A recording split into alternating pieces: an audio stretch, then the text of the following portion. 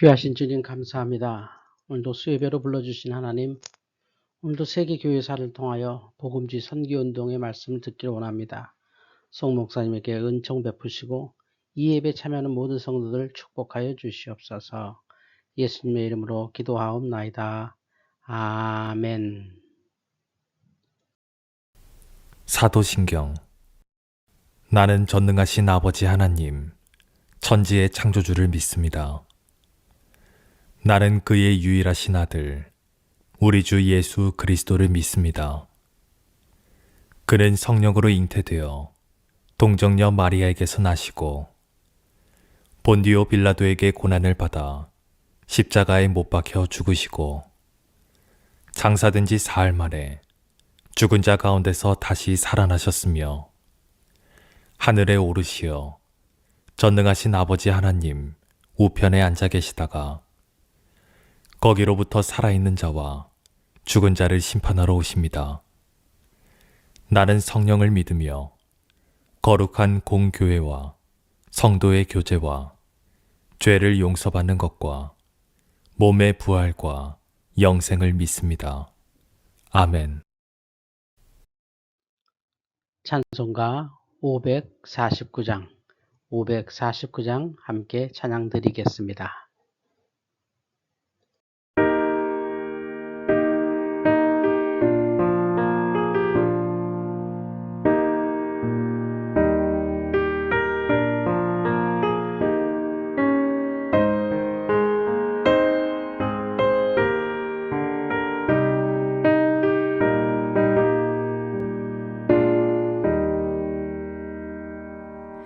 내 주여 뜻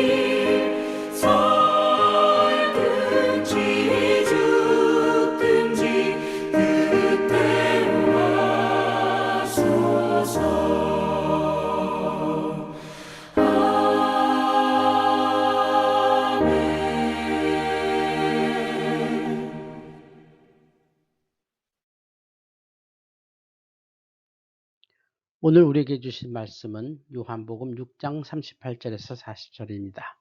요한복음 6장 38절에서 40절입니다. 이 말씀은 하나님의 말씀입니다. 내가 하늘에서 내려온 것은 내 뜻을 행하려 함이 아니요 나를 보내신 이의 뜻을 행하려 함이니라. 나를 보내신 이의 뜻은 내게 주신 자 중에 내가 하나도 잃어버리지 아니하고 마지막 날에 다시 살리는 이것이니라. 내 아버지의 뜻은 아들을 보고 믿는 자마다 영생을 얻는 이것이니 마지막 날에 내가 이를 다시 살리리라 하시니라. 아멘. 하나님의 선교의 관점에서 오늘도 세계 교회사를 산책해 보겠습니다. 저는 송인설 교수입니다. 10번째 시간인데 19세기 복음주의 선교운동에 대해 공부합니다. 19세기는 모더니즘이 완성된 시기입니다. 에릭 홉스봄이라는 사학자가 19세기를 혁명의 시대, 자본의 시대, 제국의 시대 이렇게 정리했습니다. 과학혁명, 철학혁명, 정치혁명, 경제혁명 네 가지가 18세기, 19세기에 진행이 되면서 모더니즘이 형성됐다. 우리가 그런 정리를 했었죠. 정치혁명은 미국혁명, 프랑스 대혁명, 7월혁명, 2월혁명 이런 긴 왕정 대신 민주공화정이 형성되는 과정을 말합니다. 경제혁명은 산업혁명이 계속 진행이 돼서 자본주의가 점점 더 발전을 하고 제국주의로까지 발전하는 건데 공산주의, 그러니까 사회주의의 반격을 받을 수밖에 없었지요.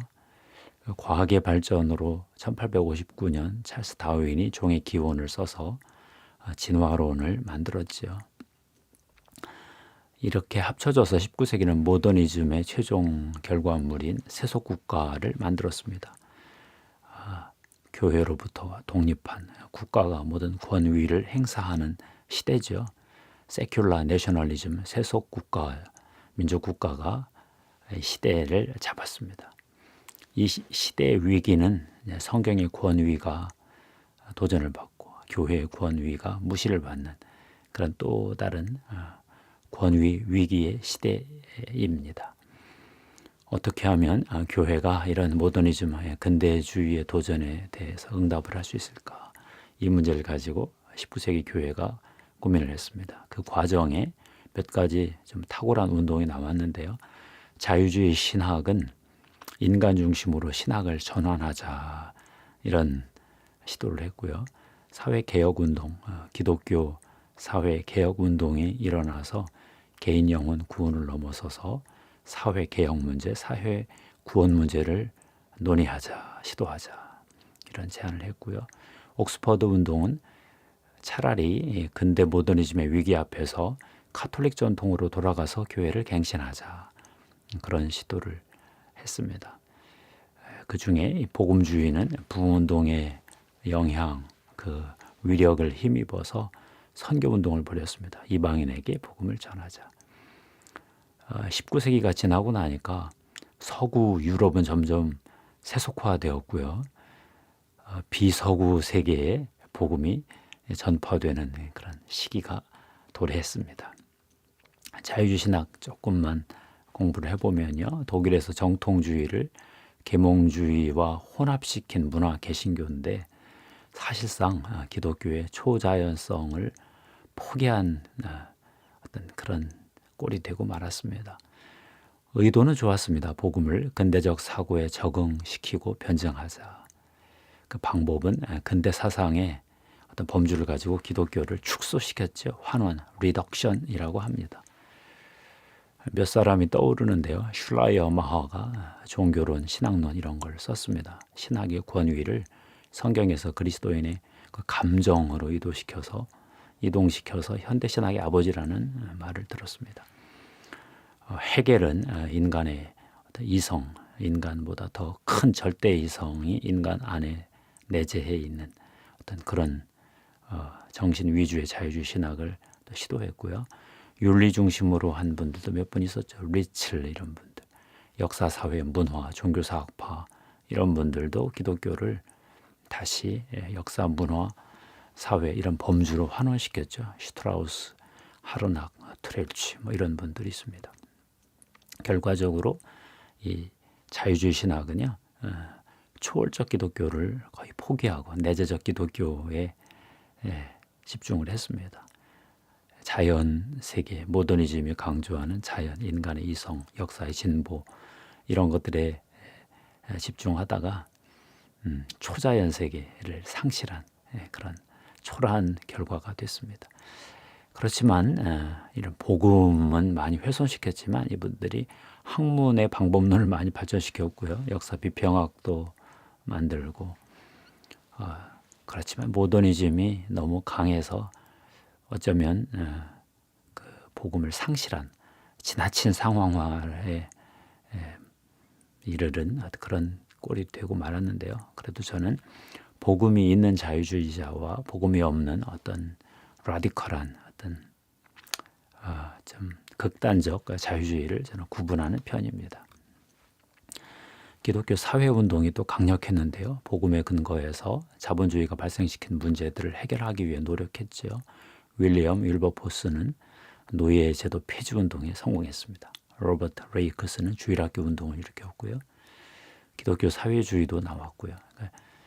세속 사회주의가 있으니까 기독교 사회주의도 맞불을 한번 놓아보는 건데 성공적이지는 못했습니다. 월터 라우셴부시가 사회복음 소셜 가스플이라는 용어까지도 만들었으니까요. 19세기 이 복음주의는 자선활동, 도덕개혁 뭐 이런 것 정도밖에 아직은 못했고요. 구조 문제 이런 것들은 20세기 가야 이제 기독교 사회 윤리가 나오는 것 같습니다. 옥스퍼드 운동은 카톨릭 전통으로 돌아가서 근대의 위기를 돌파하자 그런 뜻입니다.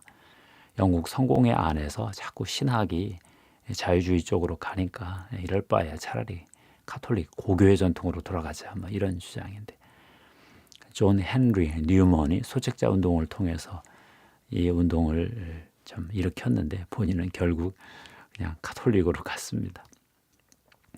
19세기의 이 모더니즘의 도전에 가장 성공적으로 응전한 세력은 역시 복음주의 선교운동이었습니다. 선교운동의 아버지 윌리엄 캐리 이분이 주창을 했고 많은 사람들이 따랐습니다. 캐리가 자원단체, 선교단체를 만들자 이런 제안을 했는데요. 선교단체가 이제 개신교에서 예전에 카톨릭이 수도원 운동이 하던 그 역할 그걸 이제 수행했습니다. 국가의 지원을 받을 수 없죠. 사회, 문화, 선교 여러 가지 이제 과제들이 생길 때 초교파적으로 평신도들이 모여서 어떤 기독교 선교 활동을 하는 것입니다. 교파주의 시대에 또 다른 교회 선교 형태로 교회 형태로 등장했습니다. 교회와 유사교회 Church and Parachurch 두 어떤 선교 구조가 이제 갖추어졌습니다. 선교 운동을 네 시대로 구분한 분이 있습니다. 랄프 윈터라는 탁월한 선교학자가 있었는데요. 2009년에 돌아가셨습니다. 1시대는 연안지방 선교다. 1792년부터 2시대는 내륙지방 선교다. 1865년부터 3시대는 미전도 종족 선교 시대다. 1934년부터 일어났고요. 4시대는 하나님 나라 시대다. 1990년 이후를 잡았습니다. 그런데 우리 교회사에서는 1시대 이전에 0시대를 상정할 수밖에 없습니다. 왜냐하면 1792년에 윌리엄 캐리가 선교를 떠나기 전에 이미 경건주의에서 선교를 시도했기 때문에 그런데요. 1706년에 이미 경건주의 선교사들이 떠났지요. 덴마크 할레 미션이라는 게 있었습니다. 할레 대학 중심으로 경건주의가 일어나서 덴마크 왕이 선교사들 보내다 달라 해서 1706년에 바돌로메 치겐발크 헨리 플리차우를 인도의 트랑크바르에 파송을 했습니다. 모라비안 형제단들도 선교에 굉장히 열심을 했죠. 이들이 150년간 2158명의 선교사를 파송했다는 그런 전무후무한 기록이 있습니다. 이들은 다 오지로만 선교를 갔기 때문에 기록도 잘 남아있지 않고 천국에 가야 이들의 선교 활약을 좀 더 자세히 볼 수 있을 것 같습니다. 일시대 연안지방 1792년부터 1910년 에딘버러까지 잡았는데요. 윌리엄 캐리라는 탁월한 근대 선교 운동가가 있었습니다. 이분은 구두 수선공이었고요. 영국에서 산업혁명 그 시대를 산 건데 성경을 깊이 연구하고 그러다가 침례교 목사가 되었습니다. 캐리 목사님은 쿡 선장의 여행기, 항해기에 영감을 많이 받았습니다. 그리스도인이 예수 그리스도의 복음을 새롭게 접촉한 이 사람들에게 어떻게 이 복음을 전달하기 위해서 어떤 책임을 져야 될까? 자꾸 이렇게 이제 새로운 발견의 시대, 항해의 시대, 이렇게 막 무역의 시대가 되었는데 가보니까 이제 복음을 모르는 사람들, 이방인이란 말이에요. 그들에게 어떤 일을 해줘야 되나? 당연하죠. 복음을 전해야 되겠다. 선교를 해야 되겠다. 그렇지만 반대 목소리가 너무 강했습니다. 하나님이 이 교도들을 구원하기로 작정하신다면 하나님은 당신이나 우리의 도움 없이 그 일을 할 것이다. 이게 칼빈주의 목소리죠. 그래서 캐리가 1792년에 선교적 탐구라는 논문을 썼습니다. 이방인 개종을 위해 수단을 사용해야 할 그리스도인들의 의무에 대한 탐구. 너무 길어서 선교적 탐구 이렇게 부릅니다. 이 책에서 캐리 목사님은 신약 성경의 선교 명령이 지금도 유효하다 이렇게 주장을 했고요. 당시 7억 3천만 인구 중에 4억 2천만이 이교도들이다. 이들이 어둠 속에 있다. 비참하다. 무역회사들도 동인도 회사들도 가지 않느냐. 우리도 선교단체 만들어 가자. 11조를 내자. 그렇게 주장을 했습니다. 그리고 본인이 선교 명령을 위해 첫 번째 자원자가 되겠다. 이렇게 마음을 먹고요. 1792년에 침례교 선교회를 자기 교파에서 먼저 만들었습니다. 그러고 하나님을 위해 위대한 일을 꿈꾸자. 그런 슬로건도 내세우고요. 인도에서 봉사하고 있던 외과 의사 존 토마스 의사 그분을 지원해 줘야 될 상황이 되니까 내가 가겠다 해서 인도로 떠났습니다. 그때가 1793년이고 이때가 선교 원년입니다. 근대 선교 운동 본격적인 모던 미션의 시작이지요. 그는 덴마크령 세란푸르에 도착을 해서 인도 지역에서 41년간 선교했습니다. 1810년에 세란푸르 대학교도 설립하고 요즘 근대 요즘까지도 선교사들이 하는 모든 선교 활동의 기본 원형을 캐리가 만든 거죠. 현대 선교 운동 중에 또 하나 가끔 목사님들이 설교하시는 건 건초더미 기도회라는 게 있었죠. 미국의 건초더미 기도회 학생 운동이 있었는데 사무엘 밀즈라는 분이 만들었는데 1806년에 밀즈가 윌리엄스 대학에 들어가 친구 4명과 기도 모임을 만들어서 꾸준히 기도했습니다. 갑자기 소나기가 쏟아지니까 건초더미에 피신해서 거기서 계속 세계 선교를 위해 기도했는데 거기서 좀 굉장히 뜨거운 역사가 있었다고 하지요. 이런 건초더미 기도회, 이런 선교를 위한 기도회들이 여기에만 있었겠습니까? 여기저기에서 기도를 했을 것이고 그런 기도의 여파로 로버트 모리슨이 중국 광저우에 도착한 해가 1807년이고요. 아도니람 저드슨이 미얀마에 도착한 해가 1813년입니다. 당시 20명 떠나면 19명이 선교지에 도착하자마자 죽었다고 하니 이들의 영적 돌파가 참 가슴 벅찹니다. 제2시대는 내륙지방 선교회입니다. 1865년 허드슨 테일러가 항구에서 선교하다가 내륙으로 선교하러 들어간 그 시대를 기점으로 삼습니다. 테일러는 믿음 선교, 페이스 미션으로 유명하죠. 선교단체로부터 독립을 해서 하나님의 공급만을 믿고 선교를 떠난다. 그런 것입니다. 많은 사람들이 비난을 했습니다. 당신이 젊은이들을 사지로 보내는데 그 젊은이들의 피해에 대해서 다 책임지겠냐. 너무 괴로워서 기도를 했더니 하나님이 말씀하시기를 네가 그 젊은이들을 중국 내지로 보내고 있는 것이 아니다. 내가 보내고 있다. 이런 음성을 들었다고 해요. 1865년 중국 내지 선교회 차이나 인랜드 미션을 설립을 하고 6천 명의 선교사들을 내지로 보냈습니다. 내지 선교에 캠브리지 7인이라는 유명한 분들이 등장을 하지요. 가끔 사진을 보면 중국 전통 복장을 한 캠브리지 지성인 7명 그 모습인데요. 1882년에 무디가 영국 캠브리지 대학 설교를 하러 갔는데 하도 설교가 영어가 아주 투박하니까 한 학생이 틀린 문법을 적어 주었습니다. 그랬더니 무디가 나는 내 문법이 틀린 줄 알고 있습니다. 그러나 나는 내가 알고 있는 모든 문법으로 하나님의 영광을 위해 사용하고 있습니다. 학생은 그 잘난 문법 지식으로 하나님께 영광 돌리고 있습니까? 그렇게 말을 했다고 하고요. 다음날 학생 회장이 찾아와 사과를 하고 이들이 회개를 하고 캠브리지 7인이 그들의 모든 탁월한 세상적 배경을 버리고 그리스도를 따르기로 결정했다. 이들이 1885년에 영국 순회 간정 집회 때 허드슨 테일러에게 감화받고 85년에 중국 선교사로 떠나는 테일러와 함께 중국을 향해 갔다. 참 전설 같은 얘기입니다. 결국 SVM이라는 선교 운동이 생겼죠. 해외 선교를 위한 학생 자원 운동 보통 그러는데 1886년에 무디가 매사추세츠 주의 노스필드시에서 헐먼산 학교에서 한 달간 대학생 여름 수양회를 열었습니다. 당시 하버드 대학교, 프린스턴 대학교, 예일 대학교 등 미국, 캐나다의 89개 대학에서 251명의 대학생 대표들이 참석했는데 당시 아더 피어슨이란 유명한 목사님 해외 선교에 대해서 설교를 해가지고 그의 설교가 학생들의 마음에 불을 붙인 거지.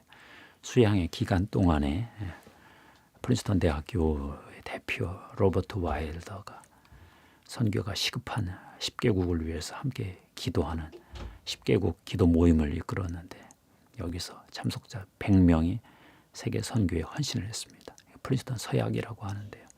이것이 SVM 학생 자원 운동의 시작입니다. 1880년부터 1890년대에 10만 명의 선교 헌신자가 배출되었고요. 2만 명이 선교지에서 선교를 감당했고 이들 중 상당한 사람들도 한국교회에 왔지요. 참고로 한국교회에 서구 선교사 3천 명이 몰려왔습니다. 하나님의 섭리죠. 데이빗 리빙스턴은 1840년에 남아프리카에 도착을 했고요. 이들의 노력으로 1940년대가 되니까 세계 모든 지역에 교회가 생겼습니다. 이들을 신생교회라고 부릅니다. 영거 처치요. 3시대는 미전도 종족의 전도를 하던 1934년 이후인데 카메론 타운젠트라는 분이 과테말라에서 선교를 하면서 원주민들의 언어로 성경을 번역해야 될 필요성을 느꼈죠. 도널드 맥가브라는 인도에서 선교를 감당하면서 교회 성장 운동의 어떤 착상을 얻었습니다. 4시대는 하나님 나라 시대인데 1990년대부터 잡습니다. 복음 전도에만 집중한 선교단체는 3% 성장했는데 구호 개발에 집중한 선교단체는 75%까지 성장을 했더라 해서 통전적 선교를 주장하게 됐죠. 이거 전통을 이어받은 그룹이 로잔 언약인데요. 이 전통을 만들고 이 전통을 계속 발전시키고 있습니다. 이 이상이 랄프 윈터의 통찰입니다. 선교 운동을 이제 평가를 해보면요, 19세기 이르러서 이제 드디어 전 세계에 복음이 퍼졌습니다. 아직 약하지만 세계 기독교가 형성될 지리적, 영역적 토대는 갖추어진 거죠. 그래서 라투렛이라는 유명한 교회사가가 19세기를 위대한 세기, Great Century라고 불렀습니다.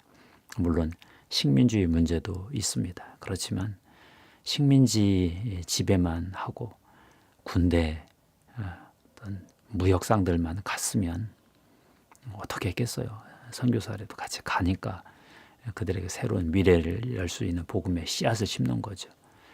고등종교 문제가 좀 있었습니다. 희한하게 힌두교, 불교, 이슬람 이런 것이 강한 곳은 선교가 잘 되지 않고 전통 종교가 무너진 우리나라나 샤머니즘, 애니미즘이 강한 곳은 다 성공했습니다. 서구 선교가 1949년 그러니까 중국이 공산화되면서 중국 선교가 사실상 실패했다고 그 당시 잠정적으로 인정을 하고 종언을 거두었다 하는 그런 평가가 있습니다. 그렇지만 이들이 결국 세계 기독교의 토대를 놓았다는 점에서 저는 한없이 감사를 드립니다. 오늘 19세기 복음주의 선교운동에 대해 살펴봤습니다. 19세기의 자유주의 신화, 기독교 사회 개혁운동, 고대 기독교 전통 회복, 옥스퍼드 운동을 살펴봤고요. 복음주의 선교운동의 네 시대를 그 구조를 따라 영시대 경건주의 모라비안 미션까지 포함을 해서 5시대로 한번 확장해서 설명해 보았습니다. 선교운동이 20세기 세계 기독교가 등장하는 기초를 놓았다. 이렇게 결론을 내렸습니다. 하나님께 영광 돌립니다.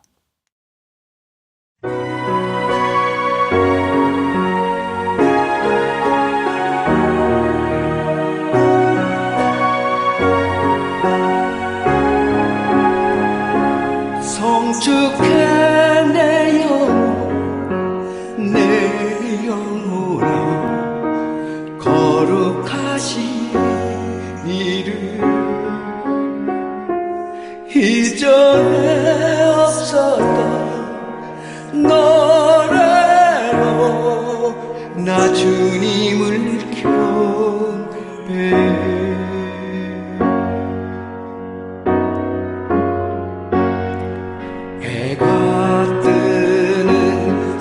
아침 밝았네. 이제 다시 주님 찬양. 무슨 일이나 어떤 일이 내게 놓여도 저녁이 올 때 나는 노래해.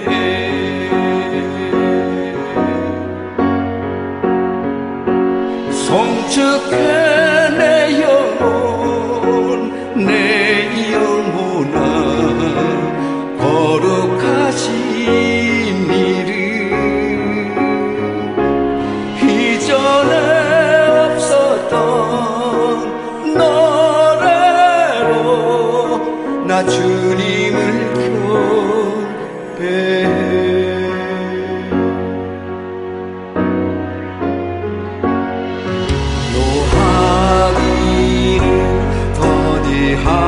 하시는 주 그의 크신 사랑 넘치네. 주의 선하심 내가 노래하니 수많은 이유로 나 노래해.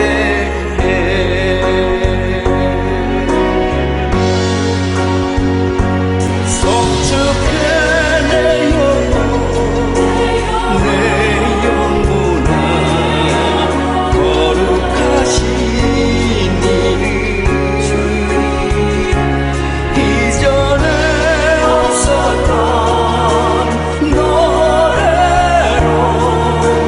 주님을 경배해. 내가 주님께 감사드릴 드리고 여호와께 이름을 부르리라. 내가 여호와의 이름으로 약속한 것은 그의 모든 백성의 보는 앞에서 예루살렘아 너의 한가운데에서 여호와의 성전의 뜰에서 지키리라. 할렐루야. 그날에 나의 힘 다하고 나의 삶의 여정 마칠 때 끝없는 찬양 드리리라. 수많은 세월 지나 영원히